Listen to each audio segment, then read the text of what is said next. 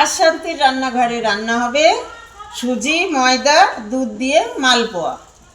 মালপোয়া পিঠে বানানোর জন্য প্রথমে সমস্ত উপকরণ তৈরি করে নিয়েছি, আর এদিকে একটা পাত্রে একটু দুধ গরম করে নিয়েছি, আর একটা পাত্রের মধ্যে কিছুটা পরিমাণে ময়দা সুজি চিনি ভালো করে মিশিয়ে নেব।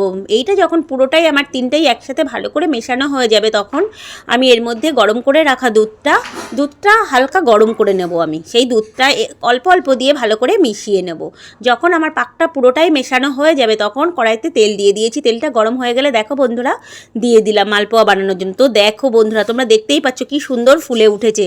যখন ফুলে উঠেছে তখন ওই মানে পিঠটা উল্টো করে দিলাম। তো দেখো বন্ধুরা, এইভাবে একে একে অনেকগুলো পিঠে আমি আস্তে আস্তে ভেজে নিয়েছি। তো বন্ধুরা, তোমরা দেখতেই পাবে কি সুন্দর ফুলেছে, কি সুন্দর নরম একদম তুলতুলে পিঠে হয়েছে।